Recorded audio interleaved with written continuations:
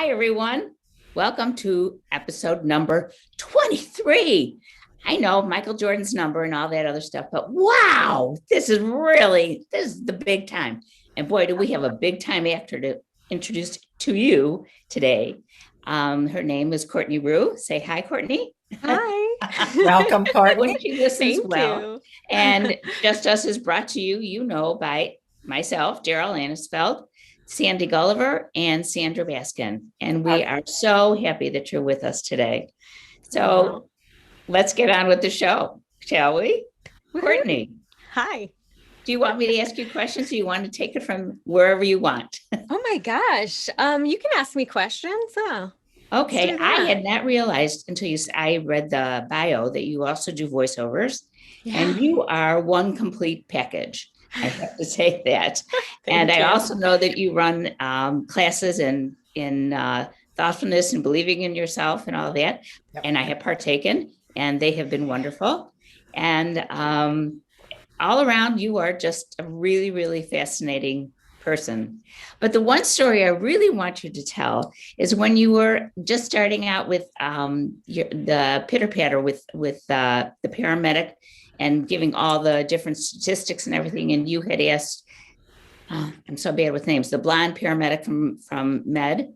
And she suggested to you the technique that she uses to go ahead and learn the pitter patter, as I said. It was actually Maggie, Marlene Barrett, who plays Nurse Maggie on the show. And I was having trouble like getting the lines out or memorizing them or something.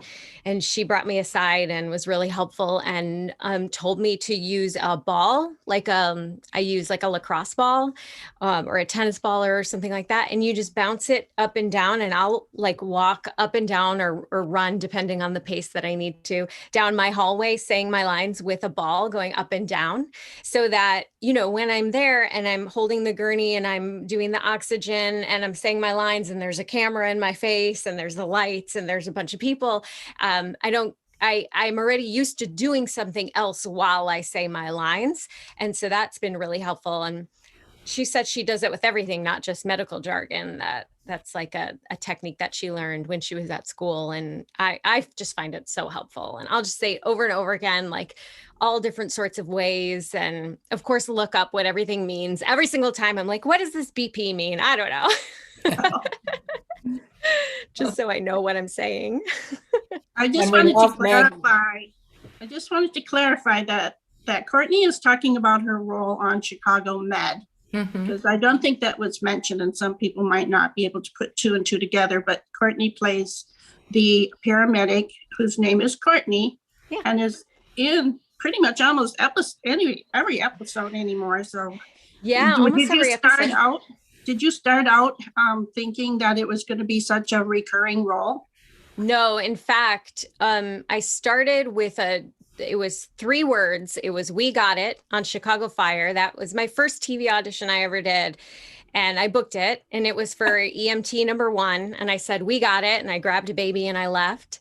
And then it was about a year later that Chicago Med wasn't even a show yet. And about a year later, I got on Chicago PD as, paramedic number 1 or whatever. And then PD called me back for another episode with the same director. And then Chicago Med started, and I wasn't even in until like halfway through the season or something like that.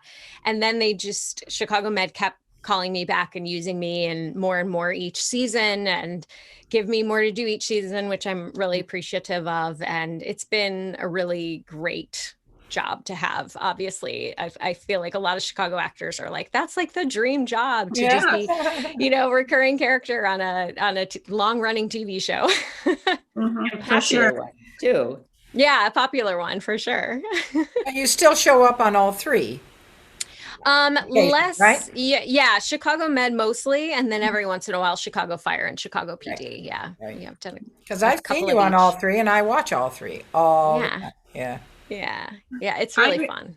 I remember reading an article you wrote once about feeling intimidated when you first got on set and how you got over that. Can you explain that a little bit? Yeah. Well, it was my first TV job, like I said, and I didn't really know anybody on set. And in fact, one of the actresses, she wasn't on the show anymore after that, but one of the main actresses was kind of just in her phone all day and didn't really talk to anybody. And like, just people were kind of like off on their own, doing their own thing. And I sat alone at the lunch table, and like my paramedic partner, who was a background actor, he was sitting alone. And I was like, hey, you want to come sit over here? And he's like, oh yeah, but they told us we couldn't talk to the main actors. Yeah, and I was like, oh, well, you can talk to me. I give you permission because nobody else is talking to me. And so I didn't have to eat lunch alone. So that was really nice. But he was very sweet. And I did feel intimidated and I still, even on Chicago Med, I at first felt intimidated and like, oh, maybe I shouldn't talk to the series regulars, or like, I don't know, you just kind of feel like there's this hierarchy there. But now it's like, I love everybody. Everybody's super nice and can talk to anybody. And it just took a while to get the confidence up and know that like everybody's really friendly and will talk to you. That's terrific. Well, I'm glad. That's good. Yeah. Yeah, I have to admit, if I ever get cast on any of those shows, I would feel very intimidated. But yeah, just but hearing that. We're all human, right? It's like we all have our fears and we all have our dreams, and like everybody's the same, and if you kind of come in not thinking like, oh, I'm, better than you, or like, oh, I'm inferior to you, but sort of just like, hey, we're all just people. We're trying to do the best job we can and just be friendly to people, and also take like social cues. So, if someone has their nose in a book or in their phone, like you're probably not going to go up and have a conversation with them. But if they seem open and friendly and like smiling or talking to other people, like you just take cues like that, I do remember when I was on, they put the microphone around my ankle. Yeah. And I thought, oh my God, what in the world is this what is this? And it was just so surprising because I had never had that happen before. Oh, really? So viewers, when we all get on television, you will know that the microphone goes on your ankle. Yeah. Well, the battery pack does, right? But the actual microphone, did they put on your ankle or was it up here? No, that was on my lapel. Yeah. But the battery pack was down there. They like string the thing all the way down your pants and through your whole costume. Yeah. And if it's a guy, sometimes he go, okay, can I touch you? Yeah. We're used to this. Stick it down there. Right. Totally fine. Right. So have you made any like good friends from being on set? And yeah, definitely. I mean, I consider like Lorena, who plays Nurse Doris, is one of my dear friends, and all the paramedics like Caesar and Desmond, and I'm gonna like leave a bunch of people's names off, but I feel like really close to those people who have similar roles to me. And then I've gotten really friendly with some of the series regulars, but not like, I have some of their phone numbers in my phone, but like, we're not hanging out every weekend, but it is fun that everyone is just so nice and friendly and loving and stuff. I know there's drama, like, with everything, but I try to stay out of the drama, and I just try to be like a happy, positive person on set, so they keep calling me back. That's a good move. Yeah. Let's talk about your voiceover career that I had no idea about. How and when and where did that come from? Well, Daryl, because we met at the green room. Did we meet at the green room? Yeah. Right. So actually Sean Bradley from the green room, like this was probably 10 or 15 years ago, was like, if you really want to make a living in Chicago as an actor, you got to get a voiceover demo, because at the time we didn't have all the TV shows that we have now. Mm-hmm. And so there just wasn't a ton of opportunity. It's more of a commercial city here, right? And now we have more TV, but he's like, you really got to get into voiceover. So I went and got coaching and I got a demo. And I I like put it on a 0 interest credit card, and my mom was like, oh, so worried that I was spending all this money on a voiceover demo. And then, of course it was fine. It worked out fine. But, I think my first job I had paid for like at least half of the demo. So totally fine. But moms can get nervous about things like that. Yeah. But yeah, I do a lot of commercial voiceover, and like right now I'm the voice on Jimmy Dean and have been for a couple of years. And that has been crazy to do at home from the pandemic. Like I got Source Connect, which is a monthly subscription, and like the studios can connect with me in my home, and I can work with an engineer and they can record me from my home. So I upgraded all of my voiceover stuff in the pandemic so that I had studio quality voiceover stuff. Yeah. But I am ready to go back into the studio. I'm like, I have a cat that meows. I have loud neighbors. Like, one time I had a gig and there was construction next door. I was like, I'm just like so ready to just be back in a studio instead. But I love voiceover because you don't have to look a certain way. You don't have to worry about, how much you weigh or what your hair looks like. You just kind of show up and nobody even sees you now when you're in your home. There's no video at all. When I go to the studio, at least I, will make myself presentable. But yeah, I just feel more free, I think, with voiceover, and that I don't have all those extra external things to worry about. I just worry about how I'm sounding. You don't have to throw up the ball for this one. Yeah, exactly. The script is right in front of you the whole time. You don't have to memorize anything. It's great. Barely any prep. How do you feel about having to pretty much manage yourself when you're doing voiceover? Because I have been finding, and we've all been finding, that doing self-taping at home where we don't have necessarily the director in front of us, we're giving us helpful hints. And voiceover, I believe, is pretty much the same thing. And it is, yeah. So how do you handle that? Yeah, I think it's been good practice ever since I started doing voiceover from home, audition-wise. Like all of my auditions have been at home for years and years and years. So you really you had to learn how to self-direct, right? And you have to learn to listen to commercials on TV and on the radio and not fast forward through them, which is hard, I know. But when you've got DVR and you're like, just want to get back to your show. But I think it's our job to listen because styles change so often, right? Like, before the pandemic, it was like, non-announcer, nobody cares. Like, it was like barely put anything into it. And then during the pandemic, it became like this, we all care so much about everything, and everything is so heartwarming and touching, and in these unprecedented times, and like, blah, blah. And now we're getting back to like something else, right? So you got to be listening for what's in style and change. I remember I had this period of time where I wasn't booking for like 2 years. I didn't book a single thing. And then I booked this demo that was for like paint or something like that.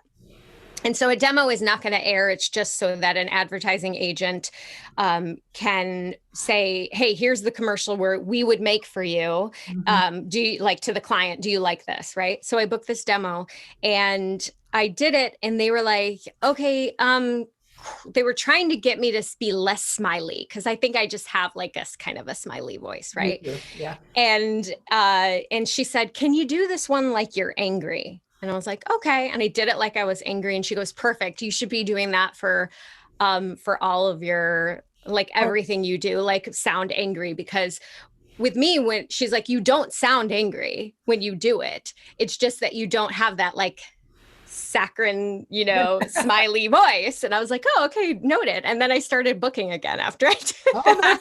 That's really funny. Yeah, so it is. And it's nice to have that feedback, right? Like you were talking about, Daryl, but you don't have that when you're at home. And like agents rarely give you feedback. So I think it's important when you're doing 2 takes to do 2 different things, like not crazy different, but make them sound different just in case one of them's not what they're looking for. And then to not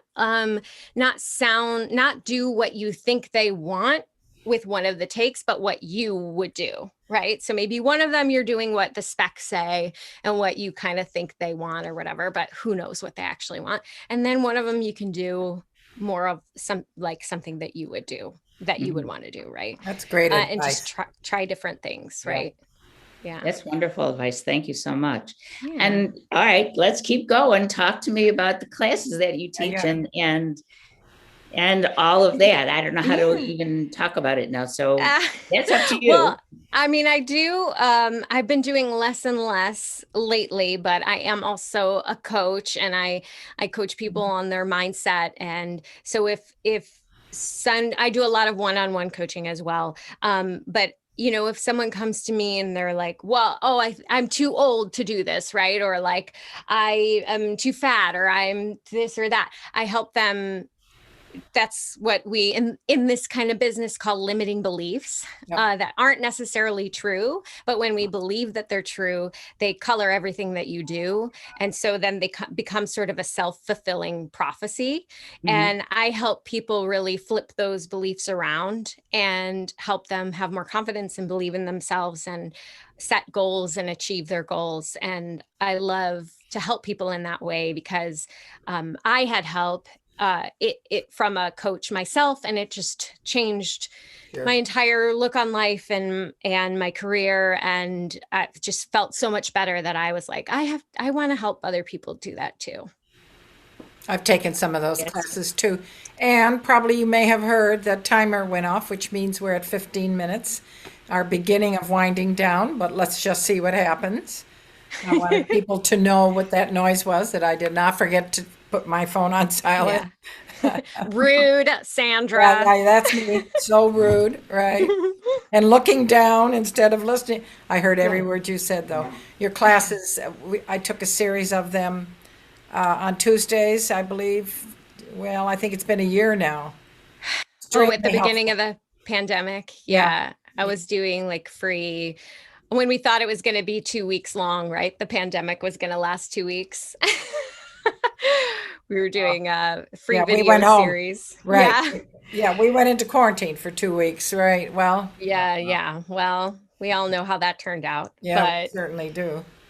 But now I'm vaccinated and can do things in person with people, and I'm just very excited about that. Yeah, but I very much enjoy doing in person and via Zoom classes and coaching people. And then that goes into my podcast that I have, The Whole Artist with Courtney Rioux, which is I interview artists about that kind of like journey to wholeness, right? Where, or just about their career in general and how they found success in their career, which I tend to find usually comes with finding confidence and believing in yourself.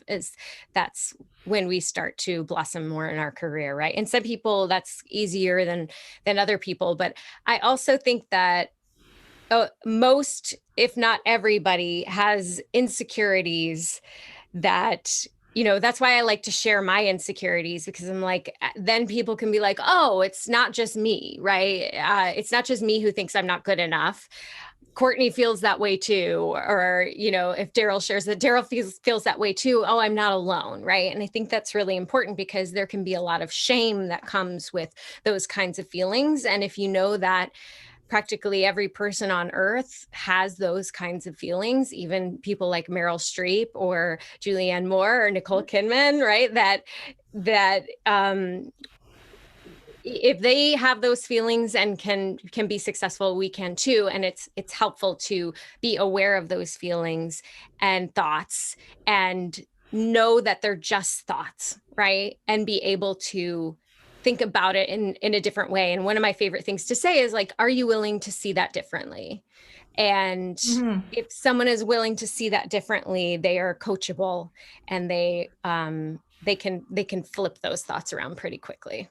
And nerves play into all of this as well, not just the feeling of possibly not being really good. Nerves can But that can be helpful. Right. You can direct your nerves in a certain way, right? Oh, yeah, because nerves are very similar to excitement. Yep. And so that's one of the things where if you can flip that, am I willing to see this differently? Am I nervous or am I excited? Or by saying, my friend just taught me this, which I really love. His friend is a life coach as well. And she says, she puts her hand on her heart and says, of course you feel such and such. So if you're nervous, of course you feel nervous, you're going in for a big audition. And then it takes away that shame and it takes away the I can't be nervous, which then kind of you keep being nervous, right? But if you're of course, then it's okay. And then it kind of releases that, right? Because we're going to feel our feelings, and it's important to feel your feelings fully and not suppress them, because what you resist persists. And if you're just it's okay, treat yourself like that little tiny baby where if they're crying, you would say, it's okay. Of course. I love you, treat yourself the same way, and you'll have less resistance and less clinging to that. I love that expression. What you resist persists. I didn't make it up, but I can't tell you who did. I'm just going to put that right up there. Well, I think all of us are feeling kind of insecure right now, especially with having been home. Somebody said the other day that they're just rusty. Yeah. And I think that's why it's important to practice on your own, even if you're not getting auditions. And look, I'm not great at when I'm not getting auditions practicing. I try to be good at it, but I just did Self-Tape May with Audrey Helps Actors. Are you all familiar with that at all? Audrey Helps Actors is a podcast that I listen to for actors. She's in LA, and every year in May, she hosts a challenge. It's totally free. And you do 16 self-tapes and put them up on Instagram. And I have a separate Instagram account just for this. This was my second year doing it. And every year I'm I'm going to keep doing this every month. I'm going to keep practicing. And then of course, but the Green Room actually has something called the Inner Circle membership. Sean posts every week an assignment for TV, an assignment for commercial, an assignment for voiceover.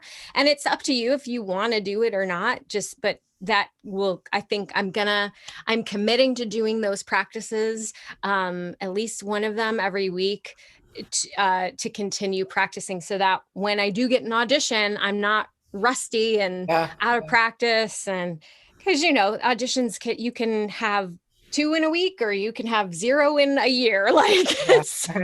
Just, you got to keep doing it on your own.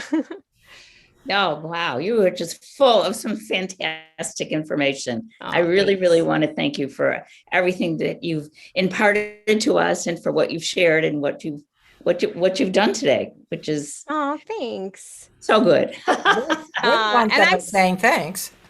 Yeah. And I just want to say congratulations for doing this show and for creating your own work and putting yourselves out there and doing what you want to do. I think it's awesome. I did that with the podcast this year, and it's it takes a lot of courage, and I think you ladies are doing an awesome thing and helping people.